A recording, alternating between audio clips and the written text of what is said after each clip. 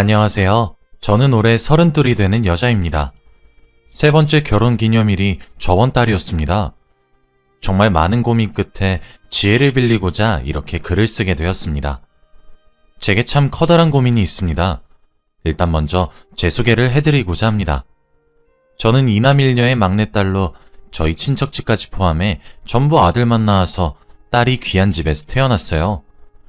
저는 제 직업을 세세하게 말씀드릴 순 없지만 사람을 대하는 일을 직업으로 삼고 있어요. 아무래도 컴플레인을 거는 사람들 또한 많이 상대하다 보니 감정을 숨기는 것에 조금 능한 편입니다. 제 남편은 저보다 4살 많은 36의 나이로 이남이녀의 차남으로 둘째입니다. 밑으로는 아직 결혼을 하지 않은 제 또래인 아가씨 2분이 있고 위로 아주버님이 한 분 계십니다. 아가씨는 30살, 34살의 나이이고 아주버님은 올해 40이 되셨어요. 남편은 빼어난 구석 없이 평범하고 흔한 사람입니다. 평범한 직장에 다니고 평범하게 생긴 그런 사람이요. 제가 요즘 큰 고민이 생겼는데 결혼 이후 처음으로 요즘에는 남편과 한 결혼 자체에 회의감이 들고 있습니다. 저는 남편과 결혼을 하는 것을 처음에는 참 많이 망설였습니다. 왜냐하면 저는 어렸을 때부터 결혼은 집안과 집안이 만나는 행사라는 생각을 줄곧 해왔기 때문입니다. 사실 따지고 보면 저희 집에 비해 남편의 집이 많이 기웁니다. 저는 위로 오빠가 둘 있는 3남매의 집에서 태어났지만 부모님이 빚 하나 없이 키워내셨고 학자금 대출조차 받지 않았습니다. 2명의 오빠와 저도 괜찮은 직장에서 일을 하고 있고요. 제 새언니 되시는 분들도 엄청 예쁘고 예의도 바르고 경우가 있으세요. 저희 오빠들이 조금 동생 바보 기질이 있는데 언니들도 그걸 닮은 건지 제 나이가 벌써 30이 넘는데도 불구하고 예쁘다, 애기 같다 등등 이런 말들을 오빠들과 언니들이 번갈아 가면서 하시면서 아껴주세요. 게다가 저희 부모님은 노후 준비까지 알뜰하게 해놓으셨어요. 그리 자랑할 정도로 엄청나게 유복했던 집안에서 태어난 것은 아니었지만 그렇다고 해서 부족함을 느낀 것도 아니었습니다. 하지만 남편의 집은 반대입니다. 시부모님은 저희 부모님과 70대의 같은 또래임에도 불구하고 노후 준비가 전혀 되어 있지 않습니다. 저희 부부는 제 친정에는 다달이 생활비를 드리지 않고 있지만 시부모님께는 다달이 생활비를 용돈으로 드리고 있어요. 아가씨 2분도 정규직이 아닌 계약직으로 일을 하고 있어서 매년 계약을 갱신하는 형태로 일을 하고 계시고요. 그리고 가장 큰 문제는 아주버님입니다. 아주버님은 은둔형 외톨이입니다. 말 그대로 외톨이에요. 집에서도 외톨이 역할을 자처합니다. 당연히 친구도 한 명 없고요. 제 상견례 자리에도 불참하셨고 결혼식에도 불참하셨어요. 그래서 이 문제로 저희 집에서 결혼을 엎으려고 했습니다. 사돈댁 알기를 우습게 하냐고, 이런 대접 받으면서 막내딸 못 준다, 그런 식으로요. 당연히 남편이 손이 발이 되도록 싹싹 빌었고 시부모님도 면목이 없다고 죄송하다고 말해주셨어요. 아주버님이 저렇게 된 원인을 아무도 몰라요. 방에서 게임만 하고 담배만 핍니다. 아주버님 방에 들어가 보면 벽지에 담배 냄새가 배어있고 벽지도 누렇습니다. 게다가 잘 씻지도 않아요. 사실 아주버님의 얼굴을 제대로 볼 기회가 많이 없어요. 백날 첫날 방에 틀어박혀 게임이나 하고 제가 시댁에 가도 얼굴 하나 비추지 않으니 알 수가 있나요? 하지만 손에 꼽힐 정도로 마주칠 때마다 맡은 냄새는 정말 잊혀지지가 않습니다. 어째나 꾀지지한지 지 손톱도 거뭇거뭇하고 그냥 진짜 제가 살기 위해 본능적으로 숨을 참더군요. 머리도 감지 않는다고 하더라고요. 그냥 머리가 너무 많이 길면 방의 구석으로 가서 가위로 스스로 머리를 자르고 그대로 둔답니다. 시어머니가 매일 한 번 환기하고 청소만 한다고 하시더라고요. 밥도 고기 반찬을 하지 않으면 손도 안 대고 그저 몇 날 며칠이고 지 입맛에 맞게 밥을 차려서 방으로 가져다 줄 때까지 쫄쫄 굶는답니다. 이게 40 먹은 남자가 할 짓거리입니까? 솔직히 한심하다는 생각도 많이 듭니다. 나이가 40이 되도록 제대로 된 직업도 하나도 없고 그저 부모님 그늘 안에서 우쭈쭈 당하기만 했으니까요. 아가씨들도 아주버님 말은 당연히 무시하고요. 그냥 들은 척도 안 해요. 어디서 개가 짖나 이런 표정으로 봐요. 당연히 가족에서도 겉돌죠. 그런데 그럴 수밖에 없어요. 남편이 아주버님의 학자금 대출도 다 갚아줬어요. 일자리도 소개해줬다고 하더라고요. 과거의 말이에요. 그런데 일주일 이상 가는 것을 단 한 번도 보지 못했대요. 방에 틀어박혀서 말로는 일자리를 알아본다, 미래를 계획한다 하지만 게임하는 뿅뿅뿅 소리가 거실까지 다 들리고 헤드셋을 끼고 키보드를 쾅쾅 두드리면서 욕설을 내뱉는 꼴을 보면 이런 말은 좀 그렇지만 한숨밖에 나오지 않습니다. 남편이 아주버님께 미래를 어떻게 대비할 거냐고 진지하게 이야기를 하면 포르쉐를 타고 다닐 거라는 둥 진짜 말 같지도 않은 개소리래요.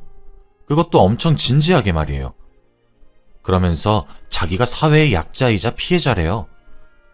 저 한번 그렇게 대화하는 거 옆에서 보고 있는데 진짜 너무 한심하고 어이가 없어서 표정 관리가 잘 안 됐습니다. 그렇게 남편이 아주버님을 좀 개선시키기 위해 방에서 끌어내기 위해 노력을 하면 꼭 마지막에 그래요. 나중에 우리 부모님 돌아가시면 네가 나 책임지면 되잖아. 정말 솔직한 심정으로 아주버님이 저보다 나이가 어리거나 혹은 비슷한 또래였다면 뺨을 후려쳤을 것 같습니다. 그런 말을 들을 때마다 아닐 거라고 생각하고 있지만 혹시나 싶어서 가슴에 돌을 얹고 사는 것만 같아요. 그래서 저희 부모님과 오빠들이 결혼을 없겠다고 그런 집안에 막내딸 못 준다고 말렸던 이유가 바로 아주버님 때문이었습니다. 남편은 자신의 치부와도 다름없는 부분이라 비밀로 하자고 말을 했지만 그걸 비밀로 붙여주는 것도 한계가 있죠. 아주버님이 안 계시는 것도 아니고 계속해서 자리에 참석하지 않는데 제가 어떻게 커버를 쳐주냐고요. 결국 저희 부모님과 오빠들 그리고 새언니들까지 합세해서 절 추궁한 끝에 아주버님에 대한 진실을 말하게 되었고 온 가족이 나서서 결혼 결사반대를 외치기 시작했어요. 그래서 결혼 허락받는 것이 진짜 까다로웠습니다. 남편이 저희 집에 찾아와서 미리 말하지 못해서 죄송하다고 온 가족에게 최소 3번씩 사과를 드려야 했고 다가올 미래에 부모님이 돌아가시게 되었을 때 아주버님을 저와 남편이 모시는 일 없어야 된다고 단단히 못을 박아야 했고 당연히 시집살이 또한 없어야 될 것이고 뭐 이런 기타 등등 조건에 다 예스를 외쳐야 했습니다. 근데 저희 집에서도 그렇게 무리한 조건을 들이민 것도 아니에요. 왜냐면 신혼집을 저희 집에서 해갔고 혼수를 남편이 해왔거든요. 일로 보나 절로 보나 제가 좀 더 해간 것들도 있죠. 당연히 남편을 사랑해서 결혼한 것도 맞고요. 그리고 위와 같은 내용을 한 번 더 양가 부모님끼리 만나셔서 확인을 하셨고 못을 박으셨어요. 그 내용을 요약해보자면 반반 결혼도 아니고 여자 쪽에서 80%는 해서 가는 결혼이므로 며느리 어려운 줄 아셔야 한다. 그러므로 시집살이 및 효도 강요는 없어야 한다. 나중에 시아주버님 또한 제가 모실 일이 없어야 한다. 제가 우리 집의 딸이지 시댁의 일꾼과 케어해주는 도우미가 아니므로 자식을 책임지는 것은 그 자식의 형제가 해야 하는 것이다. 그러나 금전적인 지원을 성의껏 하는 것까진 이해하겠다. 이 외에도 모든 공적인 부분과 임신과 출산처럼 사적인 부분에 시부모의 간섭이 없어야 한다. 라는 내용이었어요. 사실 남편 쪽이 많이 기우는 결혼이기도 하고 저희 부모님도 남편 됨됨이만 보고 결혼을 허락하셨기 때문에 그리 무리한 조건은 아니었죠. 시어머니 입은 양껏 튀어나오셨지만 시아버지가 알아서 정리하신 걸로 알고 있었고 그렇게 저희들은 결혼하게 되었습니다. 저희 부모님들도 포스가 장난 아니시거든요. 심지어 남편 쪽이 기우는 결혼을 해서 그런지 시댁에서 정말 며느리 어려운 줄을 알고 계십니다. 그런데 요즘 자꾸 시부모님께서 돌아가시면 아주버님을 저더러 모시라는 소리를 계속 꺼내세요. 분명 결혼 전에 저희 쪽에서 어느 정도의 도리에 준하는 금전적 부담을 지는 것은 괜찮지만 제가 모시지 않기로 동의한 부분인데도 말이에요. 그러면서 저더러 사돈댁엔 말하지 말고 입단속을 하시라고 강요하시네요. 사실 저희 부모님은 제가 시댁에 생활비를 드리는 것도 모르세요. 아마 아시면 진짜 기겁하실 게 분명하시거든요. 저희 부모님은 부모란 자고로 자식들의 울타리가 되어주는 역할을 해줘야만 한다고 생각하시고 자식에게 기대서는 안 된다고 생각하세요. 자식에게 기대더라도 최소한의 피해만 주고 싶다고 늘 입버릇처럼 말씀하시거든요. 저희 부모님 두 분 다 어린 시절 가난하셨고 인생을 살아가면서 자수성가한 스타일이라 가난을 되물림하기도 싫어하시고 하여튼 그렇게 좀 주관이 뚜렷하신 분이세요. 하고자 하면 무조건 하시고요. 그리고 그런 사상을 가지고 계셔서 저희 부모님 노후도 문제가 없으신 거고요. 그런데 중요한 것은 시부모님, 특히 시어머니께서는 자식이 부모를 책임지는 거라고 생각하고 있으시단 거죠. 처음에 그렇게 못을 받고 결혼했고 시아버지께서도 제게 무리한 요구를 하지 않으십니다. 당연히 아주버님 이야기 또한 마찬가지고요. 그런데 시어머니는 꼭 남편과 시아버님이 없는 자리에서만 제게 그렇게 넌지시 이야기합니다. 부부가 되었으면 남편과 한 몸과도 마찬가지다. 이런 식으로 말이에요. 남편에게 몇 번 말을 했고 도움을 요청했습니다. 그런데 남편은 연애할 때와 저와의 결혼을 허락받을 때와는 많이 다르더군요. 그때는 그렇게 믿음직스럽게 보였는데 제게 신경 쓰지 말라고 말 한마디만 하고 중재할 생각은 하지 않습니다. 제가 예쁨 받으려고 이리저리 뛰고 달리고 그래서 그런지 시어머니께서도 제게 그런 부담을 주는 것을 아주 당연하게 생각해요. 사실 저는 시부모님이 이해가 되지 않는 사람입니다. 저는 만약 제 자식이 그런다면 컴퓨터고 나발이고 다 부숴버렸을 거예요. 방문도 뜯어버렸을 거고요.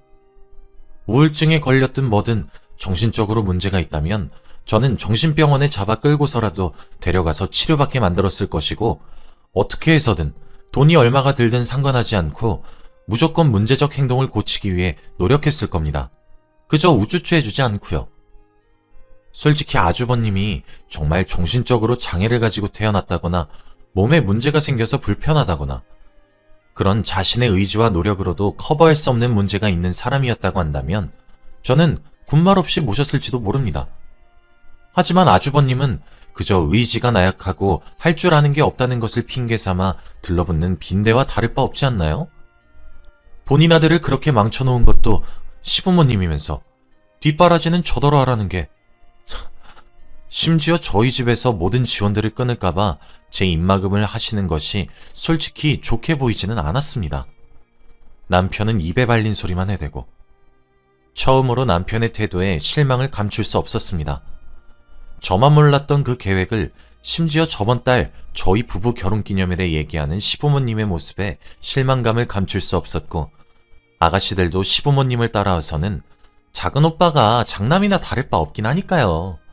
이딴 말을 하는데 마음 같아서는 입을 쳐버리고 싶더라고요. 거기다가 시부모님은 저번 달 결혼기념일에 시댁살림과 저희 부부살림을 합치자고 하더군요. 시할아버지가 돌아가시면서 남긴 땅을 팔았는데 그 돈으로 2층 집을 지을 거라고 하시더라고요. 그래서 그 집 명의를 제 명의로 돌려주시겠다고 하시면서 저희 부부와 시부모님 그리고 아주버님까지 2층 집에 오손도손 같이 살고 저희가 지금 살고 있는 집은 아가씨들 둘이서 독립하게 주라고 하더라고요. 저는 묵묵히 시어머님의 말씀을 들으면서 아무런 말도 하지 않고 남편이 어떻게 행동을 하나 지켜보고 있는데 남편은 저와 눈이 마주치자 고개를 돌려버리더군요. 제가 얘기를 듣다가 시아버지를 쳐다봤지만 시아버지도 남편처럼 고개를 돌리고요. 그 자리에서 아가씨 두 분이서 1년 정도 있으면 여기서 우리가 사는 거냐고 좋아하셨고 시어머니 혼자 신나서 떠들고 계셨죠.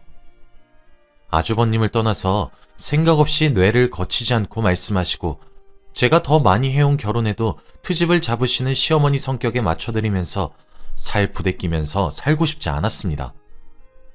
시아버지가 시어머니를 꽉 잡고 계셔서 단속하시는 것도 아니고 제가 호랑이 굴로 왜 들어가야 되는 건지.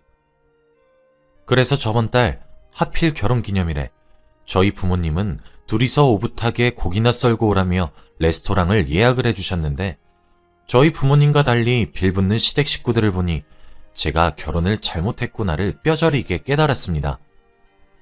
그래도 지금 티를 내기엔 예의가 아닌지라 시댁 식구들을 배웅까지 하고 레스토랑 예약도 취소했고 남편과 집에서 맥주 한잔 마시며 얘기를 나눴습니다. 시어머니가 저렇게 자꾸 아주버님을 모시는 것을 강요하는 거 제대로 말릴 생각이 없느냐고 말이죠. 그런데 남편의 말이 결혼 전과 달라지더군요. 그게 아니 아무리 그래도 내 형이고 이 집안의 장남 노릇은 내가 계속 해왔으니까 나도 책임감이 있지. 저렇게 우는 소리로 부탁을 하니까 외면하기가 좀 그래. 그럼 자기는 무슨 돈으로 먹여 살릴 거야? 솔직히 매달 시댁에다가 내가 따로 100만 원씩 생활비 드리잖아. 당신은 우리 부모님께 제대로 된 선물이라도 하나 해봤어? 씀씀이가 달라서 그런 거라 100번 1000번 이해를 해도 이 정도로 뻔뻔하게 나오는 건 아니지 않아? 그리고 이 집도 내가 해온 4명이 신혼집이야. 근데 왜 이 집에 아가씨 2분이 들어오니마니를 나 빼고 결정하고 나한테 통보해?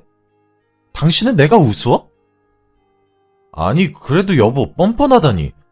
꼭 그런 식의 표현들만 골라 써서 말을 해야겠어?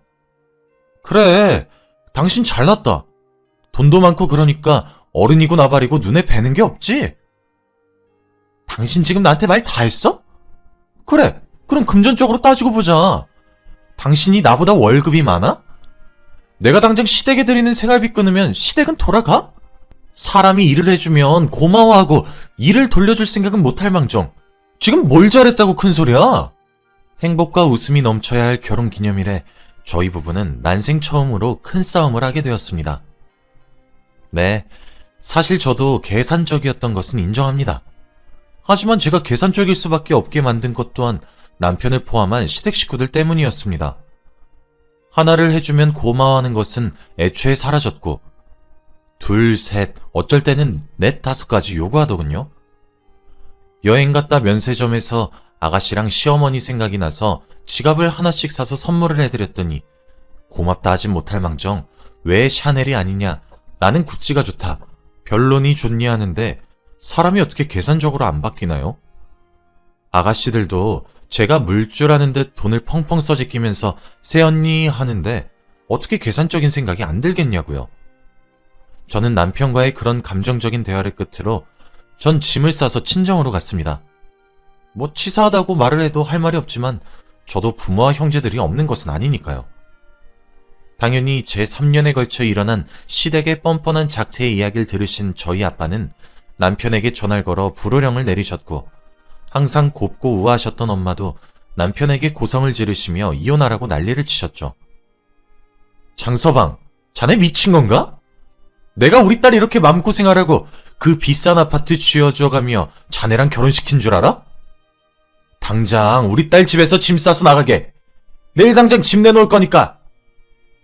당연히 오빠들과 새언니들 귀에도 들어갔어요. 남편은 저희 부모님 전화에 꽁지에 불이 붙은 듯 저희 집으로 달려왔는데 작은 오빠가 꺼지라고 했다고 꺼졌다고 하더라고요. 사실 저희 작은 오빠가 격투기 선수 출신이라 몸의 근육이 장난 아니고 험상궂게 생겨서 원래도 좀 무서워하긴 했지만요. 친정에다가 알리고 부모님 품에 안긴 지 채 일주일이 되지 않아 시댁에 온 집안 식구들이 저희 친정에 찾아오더군요. 시아버지의 시어머니는 당연하고 아가씨들까지 말이에요. 그러면서 자기들이 너무 경솔했던 것 같다고 하시며 시어머니가 제게 그러더라고요. 아가, 마음 풀어, 응? 그리고 이런 건 너랑 나랑 둘이서 풀면 되는 이야기잖니, 응? 얼른 함께 돌아가자. 저는 그 소리가 어쩜 함께 지옥불로 들어가자로 들리는지 알 수가 없었습니다. 남편은 그렇게 다시 시댁으로 짐을 싸들고 돌아갔고 저희 집은 비밀번호만 바꾸고 전 친정에 와 있습니다.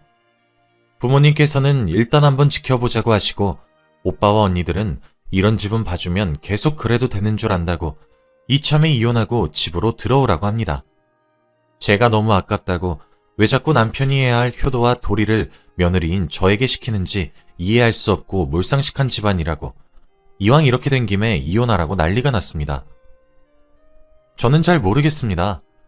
남편을 싫어하는 것은 아니지만 남편이 중간에서 허둥지둥대는 모습에 정이 떨어진 것 또한 틀린 것도 아닙니다.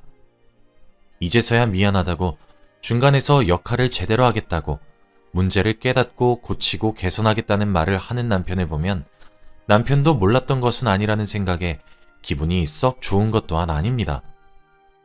참 이런저런 생각이 많이 듭니다. 하루는 그냥 아이도 없는 김에 갈라서는 것이 답일 것 같다가도 한 번 더 기회를 줄까 싶기도 하네요. 이 와중에 철없는 아가씨들은 제게 문자를 보내 농담한 거에 왜 이렇게 예민하게 반응하냐고 물어보네요. 이것도 캡처해서 남편한테 보여주니 남편이 죽을 죄를 지었다고 단속 잘하겠다고 하는데 참 믿음이 안 가요. 제가 어떤 결정을 해야 옳은 것인지 여러분 의견을 듣고 싶어 이렇게 사연을 보내게 되었습니다. 제 긴 글 읽어주셔서 감사하고 제게 의견을 들려주시길 부탁드립니다.